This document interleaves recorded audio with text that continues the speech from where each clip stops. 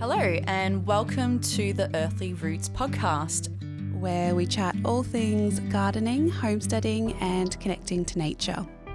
We're your hosts, Diane and Robyn. The Earthly Roots podcast acknowledges the traditional custodians of country throughout Australia and their connections to land, sea, and community. We pay our respects to their elders past and present and extend that respect to all Aboriginal and Torres Strait Islander peoples today.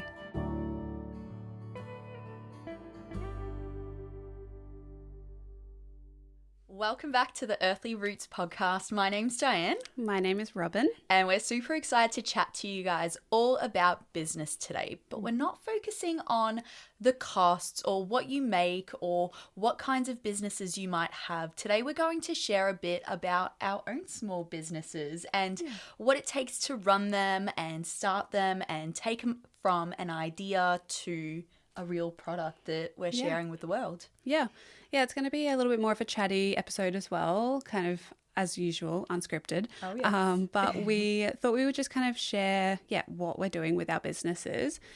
Because I know I personally, when I listen to podcasts, I like to feel like I can relate to who is talking. And while you might not all have businesses, I know a lot of people at the moment are looking towards little side hustles or just hobbies that they might want to someday create into a business. And we thought we'd chat about what we have done. It's a little different to our other episode where we chatted all about YouTube and making a living on a rented property, which is a great episode if you have listened to that. So that's got more information on how you can make money from YouTube, how much money we make, and all of that. So we both have YouTube channels, but we have both branched out a little bit from YouTube, and we're going to talk about that today. Yeah, and I mean, YouTube still forms a big part of what we both do, but I think it's more so this episode, even if you're someone that doesn't have a small business of your own or you don't want to have one, it's to get kind of an insight of what it takes for a small business to get off the ground and why it might be best to support a small business or a local farmer as opposed to going and just buying something from the big shop. It really kind of outlines where that cost is coming in. Yeah, and they are, like, both of our businesses are related to homesteading and gardening as well. So we thought, it could fit in with the podcast really well because that's what we chat about here. Yeah. So we might say what our businesses actually are. Yeah, well, I feel like you're much more established in your business because you've had a plan, you've been executing it for a while, and now you're fully actualizing it. You're getting your product out there to the customers and getting something back. So I think you should start off. It's only right. Well, so I have for about a year and a bit now been wanting to start a flower farm, which is now what I've done, and I'm selling flowers. So they're all cut flowers, spray-free, chemical-free, organically grown, and I grow them in my backyard. So amazing. So I've kind of created this backyard business, which I've always wanted to do my whole life pretty much. I've always been... I don't love the term entrepreneur, like I really don't, because it has so many other connotations with it these days of like the Jake Pauls of the world, and not into that, sorry. But, as a kid, like I was always trying to think of ways to make money from the backyard or selling things. And I think that's only natural. That's what a lot of us want to do. Yeah. And so I live in my Alma's house, so we're taking care of this and renting this house. So it's a rented property. It's not my own, but I'm lucky that I do have the freedom to do what I want with the garden. I'm in a very privileged position to be able to do that, and decided to grow flowers, lots of annuals this year, and now selling them both I've got our first market coming up. Well, we've been doing some markets, but I will personally be at the markets for the first one next weekend, and then selling them in stores as well. And was that always the goal for you, to be selling your flowers at the flowers market, or were you hoping to eventually get into something more, or is this where you want to be? So it's kind of, a stepping stone to where I want to be. So eventually one day I'd love to own my own property, have a flower farm, be selling flowers, and have it a place where people can come and get married and have elopements, and also to take photos on my own property. Yeah, so it won't be open to the public per se, just by appointment. But that's kind of the dream in the end, is to do something like that. And I love going back to what Jess from Roots and Refuge says all the time: turn your waiting room into a classroom. Yeah. That is the right saying, isn't it? Yeah. Yeah. Room. Yep. Or turn, yes. Yes. So therefore, like, your garden is your classroom, Exactly. So no matter where it is. yeah. So I'm waiting for what will eventually be my life, but right now I'm learning how to flower farm on a larger scale, because I've grown flowers for years on a very small scale, just backyard, and on just, growing in like a cottage garden, but I've never really cut them for myself. I was always just enjoying them until I started to cut them and enjoy them inside my own house, and then just thought it might be a way to meet people and make a bit of money on the side. I love that. I love that you've taken something that is a passion and something that it just brings you so much joy in your everyday life, and being able to turn it into more of a business. And we'll touch on that a little bit later on as well, is the difference between a passion or a hobby, and then also the difference to a small business and a bigger business too. Yeah. For me, I'm starting up something brand new, and I guess I'm taking a bit of my own passion and creativity. I've always been a creative kid like yourself, where I would make things and then try to find a way to sell them, or like convince my mum to buy them from me, even though they're things from our home. And so I think it was only natural that eventually I would do something more with it than just keep it for myself. And my best friend's been encouraging me for years to just kind of pursue it. And first of all, I should say that the business that I'm starting up at the moment is all about macrame and just really beautiful, ethically made, Australian based ingredients and materials put into macrame pieces. So whether that's keychains, maybe one day I'll do wall hangings. I guess we'll just see how much time it all takes up for me. And then also making lip balms and salves and natural products from the garden. So I kind of want to take everything that makes me happy and brings me joy in doing and turn that into something that can sustain my lifestyle. And I think that's what a small business allows you to do. It's not so big that it takes up all your time. It's just as big as it needs to be to be your income, to allow you to do the things that make you happy. And if it's something you can see yourself doing day in, day out, then go for it, is what I think. Yeah. We should also just mention what our businesses are called. So I have Ethical Wonder is the macrame shop that I'm working on. And my flower farm is called The Patch in Bloom. Yeah. So, that's our Should we talk about coming up with the names of that? I was going to suggest that, Yeah, I mean, that's a big part of a small business, is having to come up with a name, a logo. Like, those are like the basic blocks, because when you start to market yourself out there and put your shop out there with others, people want to know that what they're buying isn't just like a random product that they don't quite trust. Like, your branding really does form the trust with your audience that what you're selling is legitimately a good product. Yeah, definitely. Yeah, and I mean, you also need to first of all, you kind of need to start and have an ABN, and then you can register your business name as well. So it's important to have the name in mind when you are starting out. So how did you go with finding the Patch in Bloom, or even the Nature Patch as a name? So we both also have two different businesses, which is, one is our YouTube business, and then one is the side, like, actual physical products. But with both the Nature Patch and the Patch in Bloom, the Patch in Bloom was a play on the Nature Patch. And I've just always loved, like, the patch. I don't know, the veggie patch. It's just something that I grew up with, watching Gardening Australia, watching Peter Cundall just talk about the patch. And it's just fond memories that I wanted to play off, and then adding nature in. I am I do ecology and environmental science, so I wanted to add that in there. And the Patch in Bloom is just like where the vegetable patch used to be. The main flower farm area used to be my Upper's vegetable patch as well. So it's really great in nutrients, because there was a lot of cow manure that went in there. But I just really liked the concept of turning that patch into a flower farm. And it is also sentimental because it's my dad's parents' vegetable patch area.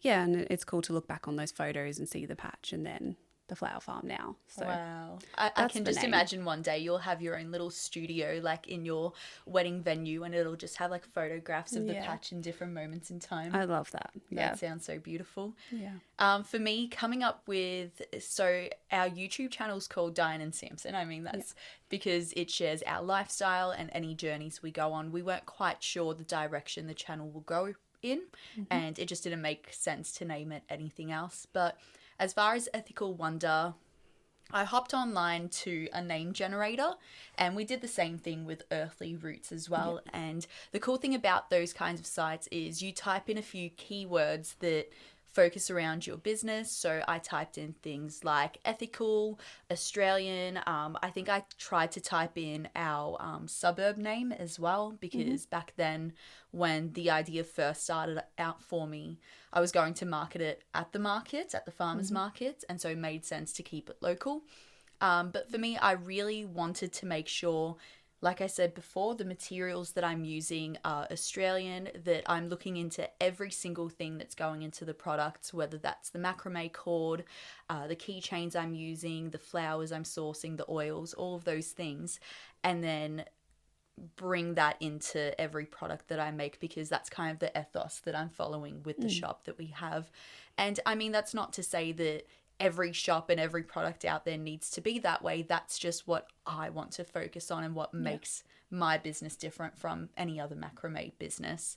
So I typed in all those words, and then it comes up with like all these different logo types and fonts and names, and you just keep searching until something just keeps sticking with you. And I screenshotted a few and then kind of worked in different words. Then I went on Instagram and I typed that up as a new account name. And if it came up as already taken, I would go back to the drawing board and I would look up some more names, because at the end of the day, your identity is how new people are going to find you. And if I'm marketing it to more than just my local area, I want to make sure that, you know, it's accessible and people can type in Ethical Wonder and find me straight away. Yeah, definitely. So that was something I had to do, Yeah, I think that's a really good one to, if you have an idea, to go to Instagram and Facebook. And also, if you're in Australia, the business name registry, you can see, because even if you have a name that is different to someone else's, you might still not be able to actually have the name because it's too similar. So they will tell you when you put in your name idea onto, I don't know what it's called. It's if you just type in Australian Business Register list. You'll be able to type it in and see what other businesses come up as well. Yeah. And see if it's similar or not. And seeing that's something that you wouldn't think of when you're first thinking of starting a small business. And I'm hoping those are like the little bits that we bring up for people to think about, that it's not just name the business, make your Instagram page, make your shop, and that's it. Like there is quite a few other steps and elements into it that once you start the process, you're having to think about. As you said before, organizing your ABN, organizing everything you purchase in a document to make it easy to access. Yeah. I mean, and we could also chat about like the very initial stages of what a lot of people do is turn the hobby into the business. Yeah. So what are those kinds of steps? Because you can actually be selling at markets or smaller shops and things like that and not actually have it under a business. You still do have to obviously declare whatever money you get for tax purposes, but a business, you can either have it as a sole trader or a company. We're both sole traders, right? Yes. Yeah, because that is, first of all, it's just a lot cheaper. There's less legalities around it at the very beginning. I actually haven't looked into the opposite of it. Yeah, well, if you go registered as a company, you then remove your identity associated with that. But if you're a sole trader as a business, then that means you yourself and your personal finances are also tied to that. So it's only in case, you go into debt or anything like that, the banks then take also your business. If it's a company, it's a little bit different. Yeah, interesting. And I guess you just got to kind of do that research. I remember doing it with Diane and Samson. So Ethical Wonder for me is just the shop part of Diane and Samson, so it's all under the one name for me. But I know for you, you've got those two different businesses, so you got to name them and do the taxes and everything for it. I'm waiting for June, which is our tax season, to sit down with an accountant and just figure everything out, because I feel like for so long I've been doing my own taxes, but bringing in a business and now that it's earning an income has been really daunting. So I've just been saving everything I can, trying to separate out our bank accounts so that the business bank account has one place that things are coming in and out of, and then I've got my personal one, and I'm going to sit down with an accountant and say, please help me out, make it easy for me, make it make sense, and then I'll be able to do it again myself. Yeah, I think that's when if you get to that point, that's when you can also, change it from a hobby to a business. In my opinion, I think that if you do want to create a business eventually, start it out as soon as you can, because then you can start to get all of the like back end stuff sorted. You can get all of your bank accounts sorted, Excel spreadsheets or QuickBooks or whatever you want to use. I personally don't think you need to invest in accounting software in the beginning unless you love that kind of thing, which I really don't. Okay. Excel has worked really well for me. Excel is wonderful. The things you can do with Excel are incredible. Exactly. Yeah. But yeah, it just really depends on what you're selling and how many different types of products you have, because then you need to track it all, track your sales, track all of your expenses, which we can go into detail as well. But yeah, I just thought like bringing up the whole difference between a hobby, which is where you don't have an actual business name and you're not tracking your expenses and your income and things like that. It's just then going as like pocket money, versus a business, which is more structured and you are recording everything. If you do want to have a business, and start all of that soon, I reckon. And I guess the business end of things is you're hoping that it will grow into more in the future, that it's not just going to stay stagnant and small. There's going to be an increase in things. But let's come back to the creative process of starting a business. So after you've decided the name, you've had to think about how you're going to capture your expenses and your outgoings. Let's talk about logo. What's a way that you were able to come up with your logo, the colors, the photography, the font, and something that made it easier to bring it together? Yeah, so for me, the logo was actually one of the last things that I did because that's just how I rolled. Fair enough. Graphic design and marketing, that's something that I'm not really that comfortable with. I need to be in like a really calm headspace to be able to sit down, and I just use Canva, which is the easiest software. Yeah, I would recommend paying for the premium, because you just get so much more and it does pay off in my opinion. So yeah, I just used Canva, and I just got a bunch of other logos that I liked the look of that were flower farm related or just related to what I was selling, and played off those and just went through so many different fonts to find one that I liked. And in the end, it's just very clean and sharp, really clear, so you can just see the name. And then I just chose it's like a dried flower from the list of Canva. Canva just has so many different graphics that you can use. You do have to check on Canva sometimes whether you can use it for logos, which most of them you can. You just can't trademark them, obviously, which I'm not going to do. It's not my artwork, so Yeah, I kept it pretty simple with my logo as well. I just use the free tools on Canva, and I think it's something that I could easily change and alter in the future if I would want to. Like if I wanted to get a local graphic designer to help me out with. But for now, just while I'm establishing myself and figuring out, because I am at those very early stages, figuring it out if it's for me, if it's something that, makes sense in my life as well. I just want to keep it simple, get it out there, and then be able to alter it if I need to as well. And I think that's okay too. Yeah. And I think it's just important to just do what colors and fonts that you personally like, because you're the one going to look at it all the time, and it's then going to play off your personality, which if, you know, like us, my audience is also on YouTube and Instagram. I think a lot of people will come from that too. Same with your shop as well. So they're going to want that association with you and your personality, which the color you chose was really beautiful. The kind of the green background. Green. And that's it. Like, that is a color that I think encompasses our ethics and just who we are. Like, we are one with nature. And when I think of nature, all I see is green. Exactly. Yeah. Yeah. And then like with our logo, so as I said, it's an extension of the Diane and Samson brand, and then the Ethical Wonder is just the name of the shop, so that it's not just called Shop Diane and Samson, because I wouldn't shop that. But I just have DNS at the back, and oh my god, tell you what I realized the other day. Yeah. And this is something that, you know, you might want to keep in mind when naming a business. The acronym for our shop is literally EW. What is it? EW. EW. What? How is Ethical that? Wonder. Oh, yeah. So, I mean, if I was ever to be like, you know, this is my shop, ew. What's mine? TNP. No, that's the nature patch. See, but could you imagine having like an acronym that would have an association with something negative? Like, I didn't even think of that. Neither did I. What is mine? TPIB. It's fine.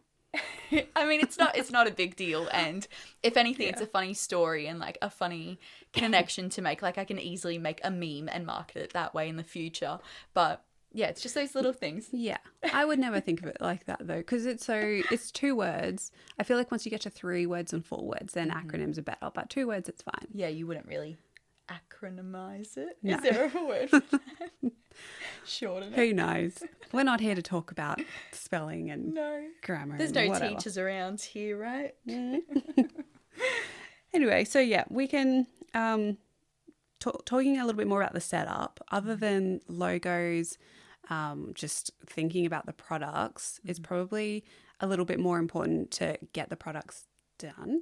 And a big part of that is paying a little bit of money up front to be able to have something to sell, because unless you're just start a business, it's not free. Yeah, exactly. And there's a few different ways you can do this. You can either invest your own personal money, credit cards, which I wouldn't recommend, or you can, you know, use it from another hobby source of income that you may have had. So how are you funding the shop? Are you using it from your YouTube income or Patreon or? Yeah, so as far as Diane and Samson goes, we started off with just our savings. And so the initial investment in that would have been like camera gear. And we started with like a simple camera, and then we upgraded when we were ready to, like, once we started actually recording our homestead and what we felt was our content. So camera gear, audio gear, all of those kinds of things, and a laptop that could actually handle editing. Yeah, that's a big one. Yeah, and then Premiere Pro would have been like all of our initial costs. As far as Ethical Wonder, because it's macrame, so I'm investing in the cord, I'm investing in the keychains, I'm investing in packaging. You know, so you've got to actually send the product from yourself to someone else or sell it at the market, and sometimes that involves packaging as well. What else? So little jars for the balms. I'm trying to get in contact with the local olive farm to get some oil in the area, as well as flowers for when they're out of season or not growing in my garden.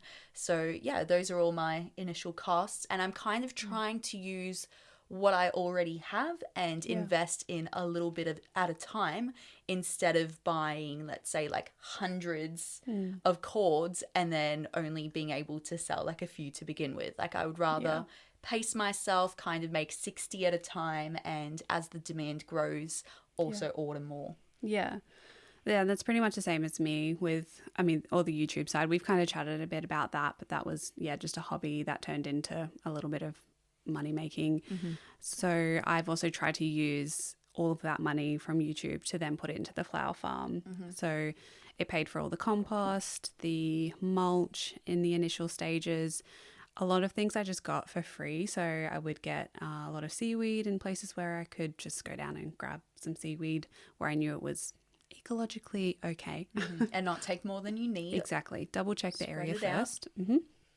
And I used a lot of green manure to start out. So all of the money that came from YouTube went straight back into the business. Amazing. And then it was a lot of seeds in the initial stages as well.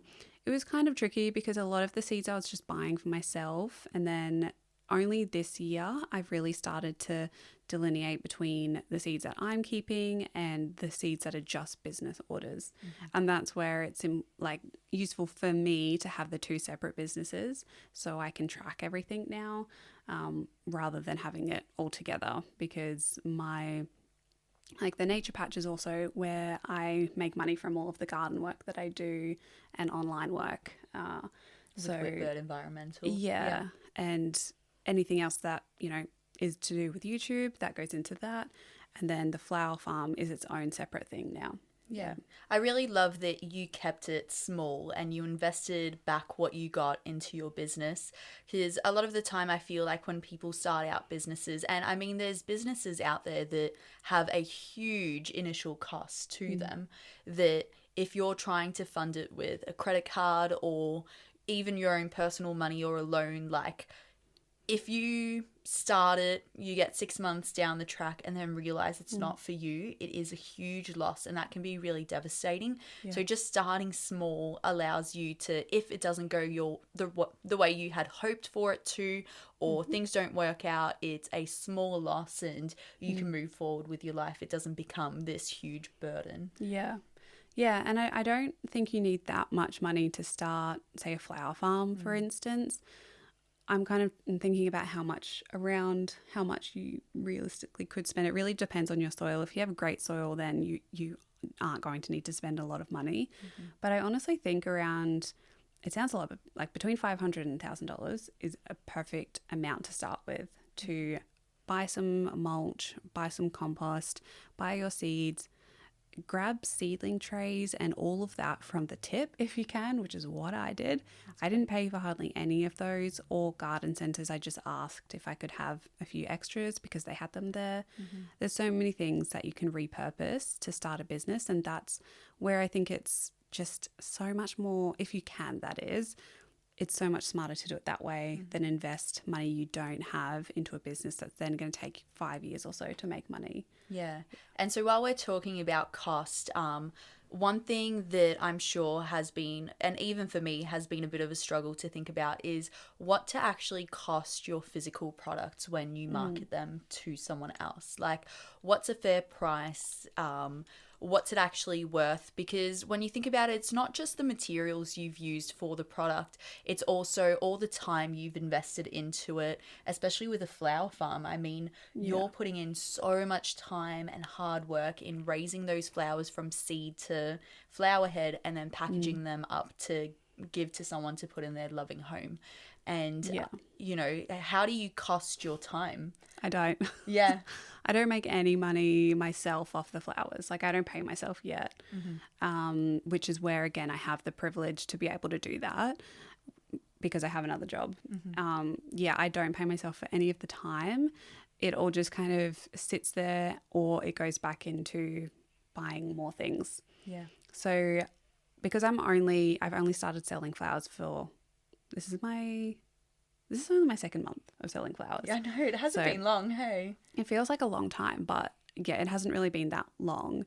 And I have made a really good amount of money in that time, but all of that money has gone back into buying new things. So this week, for instance, I had to buy everything for the market that I'm going to be running and just have a little bit more signage for myself. So buying like outdoor vinyl signs from Vistaprint is where I've been buying everything, like business cards, signs, stickers, all of that to just keep going. Craft paper, bouquets, staplers, ribbon, buckets, jars. Yeah, when you start naming it, there's so much that you have to purchase, because you can't just take flowers from your garden and just give them to someone. Like, they need to be packaged up. They need to be presented. Yeah, exactly. Yeah, so I don't expect to make a profit maybe until like a few months down the track, depending on how winter goes. And that's perfectly fine. Like I'm fine with that because I'm not going to need to buy the signs and everything else.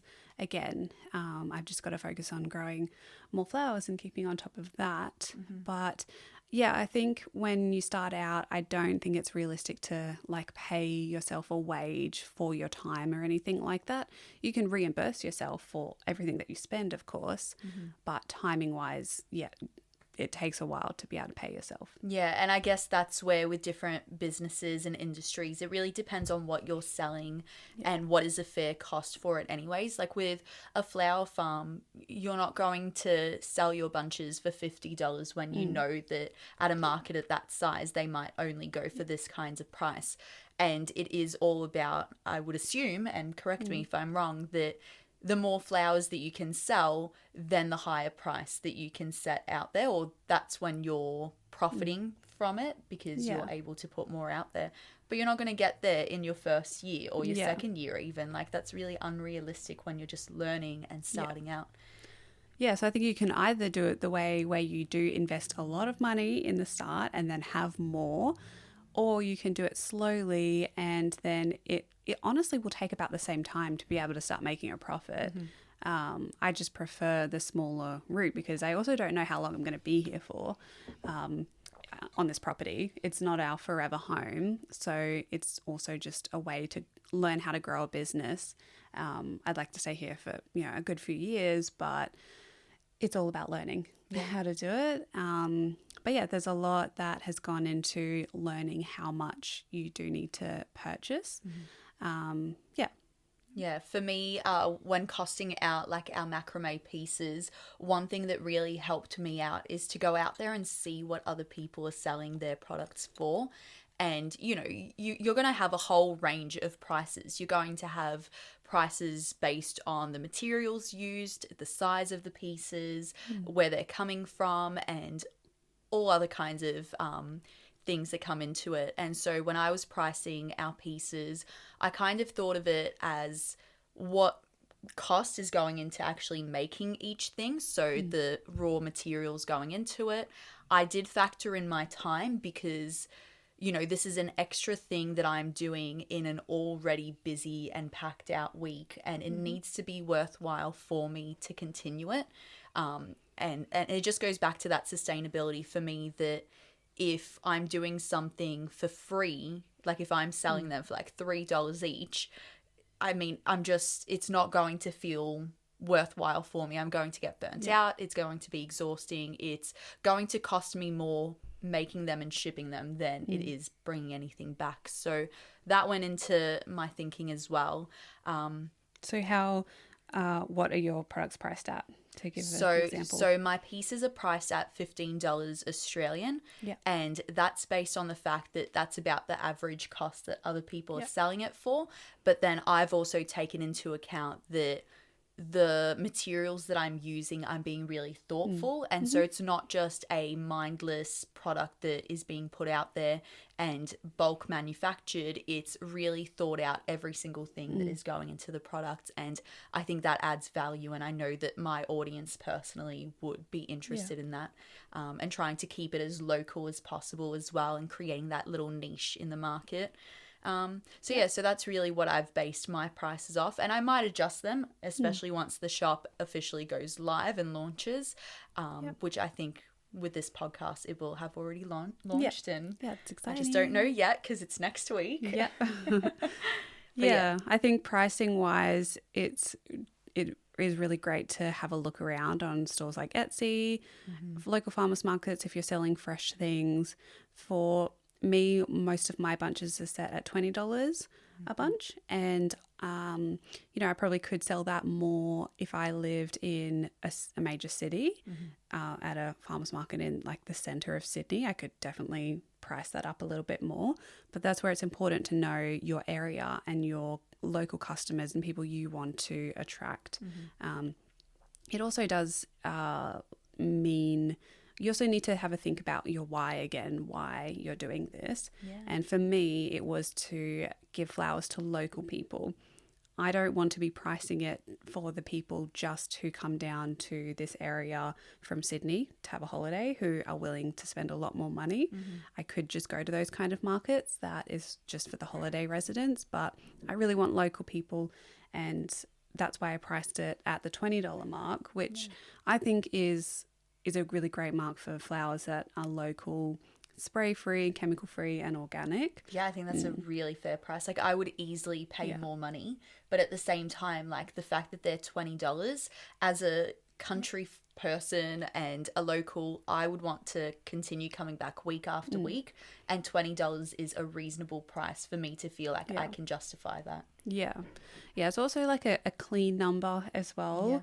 I find with physical products like what you're doing, it's you can definitely play around with numbers a little bit more by doing, you could have $14.99 or something like that. Which actually, can I jump on that real quick? Yeah. On our website, so the website that we've got for Ethical Wonder is Fourth Wall, and the reason I picked it is because the marketing person came up to me and they're like, "This is a great idea. Would you like me to give you more information about it?" But it's an American-based company. Yeah. And so what that means is at the moment they don't have the means to do Australian dollar prices. Yeah. So it's all in US dollars, and when you convert it, like $15 US dollars, so 15 US dollars turns into like 22 Australian dollars, and I don't want to market my products in that price, so I had to go and do like the exchange rate for each different product so that it would be the Australian equivalent. Right. So that's why like on our website we have those crazy prices of like $9.90 and $14.90 so that it matches up with a price Australian dollars that I would want it to. Yeah. That's interesting. I know. It's like something you wouldn't think about, but like that has a big impact. Yeah. Because at first it started advertising on YouTube as $22, and I'm like, wow, YouTube wants a really big cut. Yeah. And then I realized what was happening. Interesting. Yeah. No, I feel like if you're doing online products like that, it's easier to play around with the numbers. But if you're doing like a farmer's market or selling to a local person, it's easier if you have clean numbers. Could you imagine at the farmer's market, this is $9.90. Oh, I don't have 90 cents. Exactly. Yeah. So just making it really easy. And it's, a number that isn't too low, it's not too high. It's just really approachable for people who have the money to buy flowers, because it's not an essential. Flowers aren't essential. But it's, just an easy number. So if you're going to a market, price around what you would want to pay, but also make it like a $15 or $20 price point. That way you're going to deal with change a lot easier. It's going to be easy to track on. I just use like a square to be able to track that on my phone. I can have the products, a $20 market bouquet, and then I can just have that as an item already. It's much easier. So So tell us about this little square thing. Why did you pick that particular, I don't know what its name is. So it's just a square. It's called a square. Yeah, it's just called, it's a square. Original. And it's called a square. Yeah. Great branding.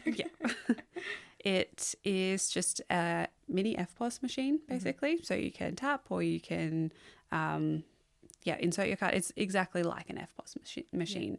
You just have an app on your phone that you can either create a product and SKUs and all of that if you want to get into that, have a product name, and then you can just hop on the app, click the product, and then I like to show customers like what the price is on my phone. Yeah, just and then it'll come up with a green light. It was at the bakery this morning. Yeah, no, I've definitely seen them, but I mean, that's definitely something that in the modern world is necessary.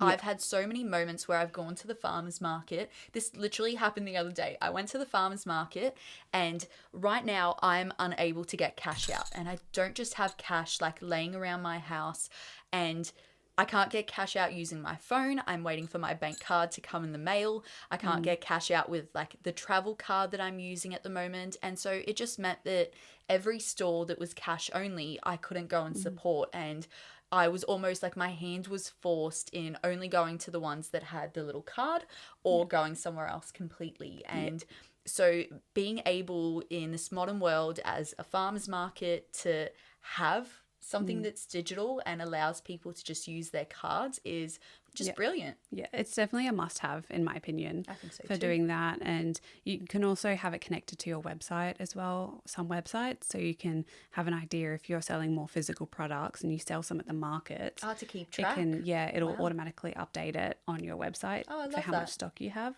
Yeah, so not that mine, will update stock on my website manually because it's however many I have and can make. But it is good to be able to track it. You have a physical receipt, and you can also then refund people. And yeah, it's very simple. It was only $39 for the square. It was on special. I think they're usually $59. Oh, should grab me one, even though I didn't have a business then. Well, they're not too expensive anyway. And there's all different sizes, and I would definitely recommend them. Yeah, I love that. And speaking of quantities and displaying them on your website, this is another thing that I had to think about with our macrame pieces is right now on my website with the launch only just coming up, me not expecting it to go too crazy because I only have a small audience that I'm kind of bringing it out to. So right now I'm selling them made to order. So someone puts in their order, I make it, and then I send it off to them. But definitely if the business grows past a point where I can keep up with that, because as I said, we've got the YouTube channel, I'm teaching, I'm got life happening and all the things that you got to do to live. So if I'm unable to kind of keep up with the demand, then I'm going to start doing kind of like a batch drop where, you know, for the month of May, I'm going to have 50 pieces, and once they're gone, they're gone. And then you got to wait for the next launch of products. And then some people will be able to pre-order, and then I can kind of predict how much I have to do, especially because I'm kind of hoping that I'll be able to market it as wedding favors, because that's what I'm personally using for myself.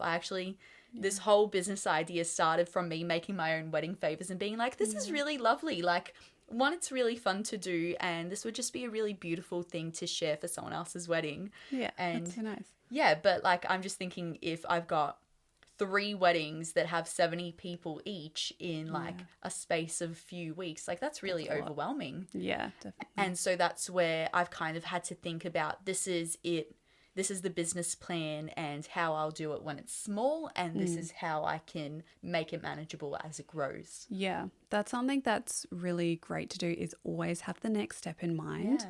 Yeah, and I do this all the time because I literally don't shut up to Scott all the time about my dreams and what I want to do. Oh, that's wonderful. I cannot stop talking about it. But it is important to just have people around you that you can talk through so that they can give you nice feedback and just help you out a little bit, because it's always good to be constantly growing. Because what I'm realizing with the flowers, I was so keen to get the flowers out and I put so much effort into it.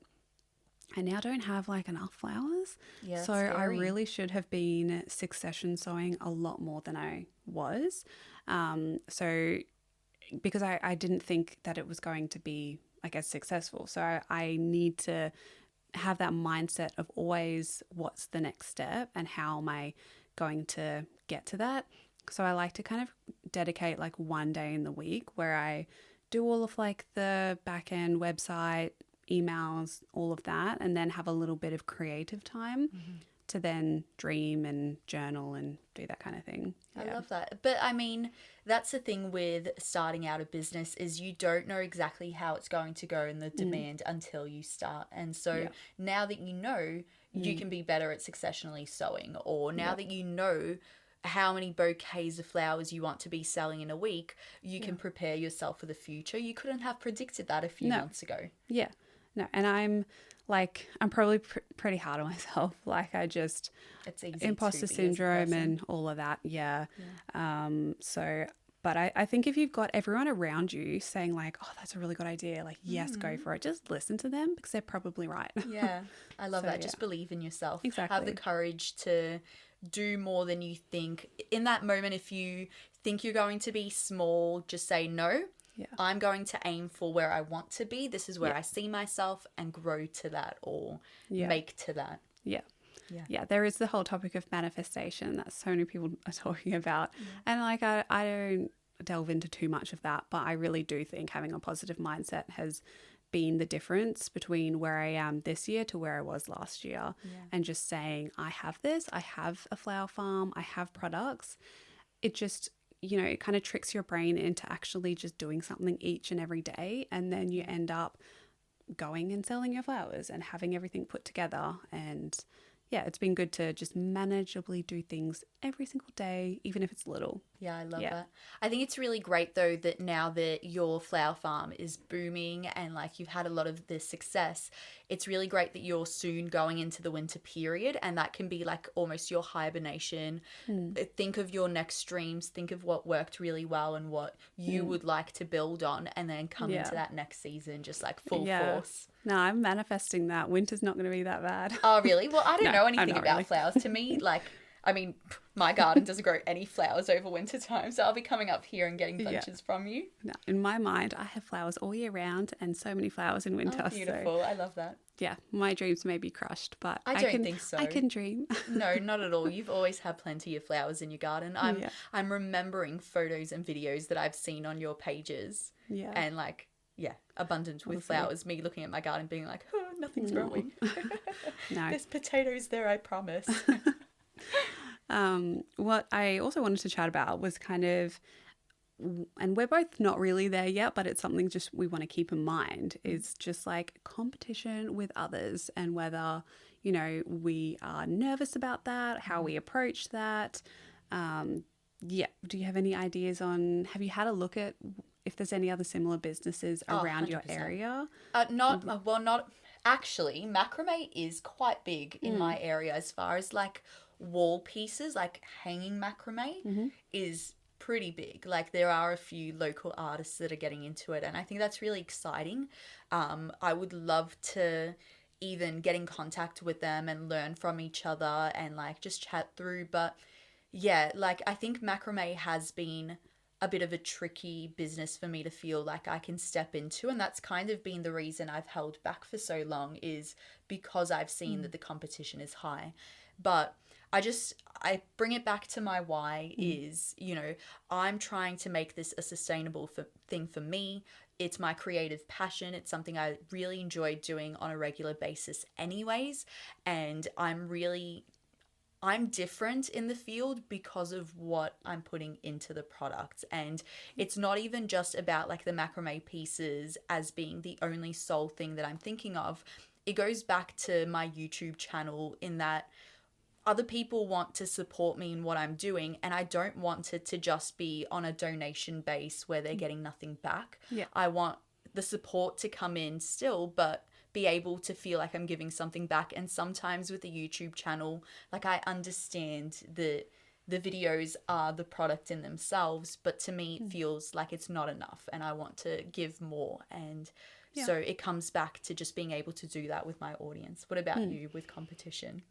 Yeah, well, there's always going to be people growing flowers. There are really large flower farms around, just north of where we are, and they're just different products. Like I look at all of the different businesses on Instagram and have a look at their bunches, and they're all stunning. They're all just different. Yeah. And that's the thing about both food and flowers. You can just create something that a certain person likes. Someone else might not like it, but that's fine. They can go to the other bunches if they don't like it. Yeah. And I think with the flower farms around, I know there's a few flower farmers around, and maybe they're listening to this. Hello, if you are. But I would love like one day when, as we're kind of growing, and maybe by then I would have said something as well, but just to meet other flower farmers around, whether they have just a backyard business or they've grown to a larger scale, to be able to rely on each other and buy flowers off each other and learn. I was going to say with weddings especially, like you're going to need so many florals to make people's weddings happen. Like I can just see the amount of flowers that go into it, and you can't possibly, if you especially want to sell it and market as well, bring all your flowers into one wedding. Like it makes sense to build those connections and work together with other flower farmers too. Yeah. And I mean, it's okay if you don't want to do that. You just want to do it yourself as well, that's fine. But I think there is some, like, it's a really great idea to just come together, and then we're never going to all have the flowers that people want. So having that network is really important, and just also not being disheartened if someone else brings in their flowers, or you start to then have more bouquets around you. Just go somewhere else. I really wanted somewhere local, so I tried a few different places. Some of them, well, I mean, they've all worked, but I really wanted somewhere really local, so that's why I've just done my local garden centre area, and they really, really wanted flowers, which was amazing. And I'm finding that so many places will want to sell your flowers. Like, every place that I have gone, they've said yes. So I haven't gone to too many places. Yeah. But yeah, I think there's such a great market for flowers. And if you are thinking of starting a backyard flower farm, like, I would totally recommend it, because you can make a lot of money just from a small area. And just think of your local cafe, bakeries. I was going to go to the bakery that we go to, yeah, but you should. Yeah, I just now don't have enough flowers. But then also just remembering yourself, how you as a person are with your personality, whether or not you want to do markets or not, because they're definitely not for everyone. If you are not interested in small talk or having chats, saying the same thing over and over again to people. So yeah, knowing your personality is really important. If you are a very large introvert, maybe markets might not be it, but I'm also an introvert and I'm going to try markets. Yeah. It's not that I don't love being around people. I love that for that moment, and then need to come home and play Animal Crossing and just like chill in my garden for a bit. So knowing that is important. If you're not interested in retail and selling, just bring them to like a shop and let them do the selling for you. You'll just have to know when you do that, you're not going to be making the same amount as if you are the one selling it. Yeah. So I've had to come to an agreement with where I'm selling them, that I take in a certain amount and then they pay me for a certain amount. And then I don't have the money for all of them, but they get a little bit in return for using their time and effort to sell the flowers. Yeah, and if anything, it's almost like the time that you spend at the farmer's market is that cost that you're paying with true. selling it at a shop. That's also another important thing to note when you're creating the price of an arrangement. So yeah, I do $20 and I put together a $20 bouquet. So $20 worth of flower stems that are spray-free and organic, not certified because it's hard to get certification. But that's a pretty good price for those flowers. It's not a massive, massive bunch, but the value and the time and effort that's gone into it is definitely worth the money. Yeah. So I think the last thing we really want to talk about with these small businesses and launching them off the ground is marketing them, and some of the ways that we kind of present it out to people and encourage others to know that it exists and be able to support it as well. So I know that we were out in your garden just before photographing, and I've really enjoyed photographing the pieces. Yeah, they look amazing. Yeah, I don't think I'm born natural, or I have like an aesthetic, like I'm not perfect at it, but just the fun of putting together a set, or I use a lot of natural elements like the leaves and flowers around me just to place them around my pieces, because they are so like earthly in a way, and I want to bring my ethos out into the product and the photographs of it. So yeah, making sure you've got good lighting where you are, putting in a bit of interest, a bit of color, especially if your products are one tone or only a few colors, has been my best advice when it comes to photographing your pieces. Yeah, I think with flowers, I think if you can invest in a good camera, I think, just to get some high quality shots for either your website or Instagram.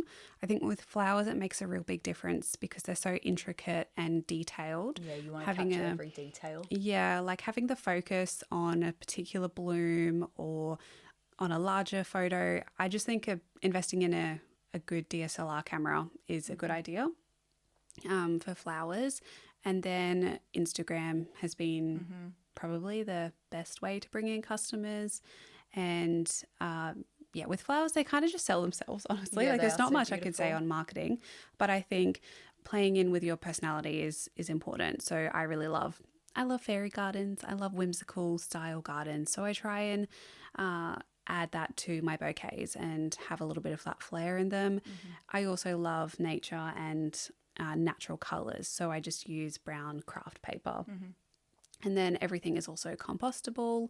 The sticker is also, you can compost it. The paper, the only thing you can't compost is the little staple, but I can't really get around that too You much. can recycle it. You Go could- to a metal centre. Yeah, just throw it in the collect bin. them all after you buy flowers from me every week, and then you'll have enough. Yeah, you should have a collection bin for staples. Exactly. Yeah. Just kidding. But Instagram has been a really fantastic thing, especially because I know I personally, as a consumer, as a customer, I go to Instagram to find local businesses, and I go to Instagram as soon as I discover a new cafe that I love or a product that I love, and I like them and I follow them, and that's just my way to show support for things that I really truly believe in. And so that is a great place to market your products.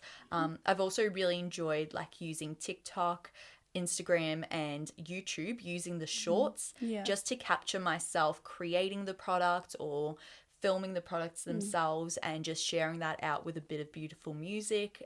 It's just been a really fun way to capture everything that goes into making your business happen. And there's a really huge community on TikTok for small businesses. Like it's crazy big. Yeah, I'm not too into TikTok. No, and that's fine. But Instagram is kind of where I focus on. And I do think on Instagram, and this is what we're both kind of doing, showing yourself a little bit more is important. I think if you're self-conscious, like just have like your face or whatever, just the back of your head. Just do the good side of your face. Yeah. But I think knowing the person behind the brand is really important. So I try and do photos of me holding the flowers so you can see myself, and it really does make a difference. Like I like to know the farmer where I'm buying my veggies from. The veggies are beautiful and the flowers are gorgeous, but I like to know the person as well.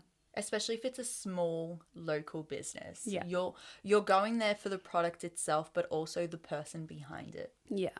Yeah, so if it does make you uncomfortable to do that, just think of it as just do one post for like your business and then posts for yourself that make you comfortable and just are beautiful and whatever. And then just do something for just the business that you know is going to probably grow it.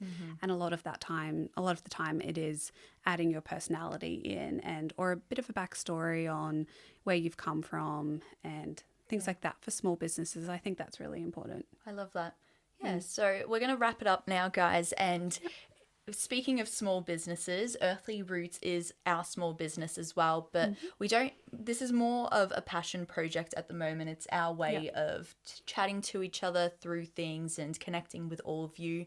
But if you are interested in supporting what we're doing and helping us to move to our next steps as well, we do have a Buy Me a Coffee page, and a donation of any kind is appreciated. And we would absolutely love you to head over there and check that out as well. But we do also have an Instagram page where we share lots of behind the scenes, funny clips, beautiful photos of our gardens and ourselves. And I will definitely need to put together like a blooper reel I as well. think you Maybe should. for YouTube or Buy Me a Coffee. I'll try and do it for the Buy Me a Coffee page. Yeah. Because there's so many chats that just don't make it into the No, I'm podcast sure there because we mess up a little bit sometimes. Or especially the animals just being the animals. involved. Yeah, being Even involved. when they're not invited. Yeah, not good. But yeah, we'll post over there, and we also just love hearing your feedback. If you want to leave a review on Spotify, Apple Podcasts, or whatever podcasting app that you listen on, or you can comment on Instagram and YouTube as well. I was going to say, if you haven't done any of those things yet, one thing you can do, if you do have a small business, drop it down below in the comments if you're on YouTube, or let us know on Instagram what your small business is, maybe your why as well, and where on that journey you are. Great idea. Awesome. Cool. Thank you so much for listening and watching, and we will see you next time. See you guys. Bye.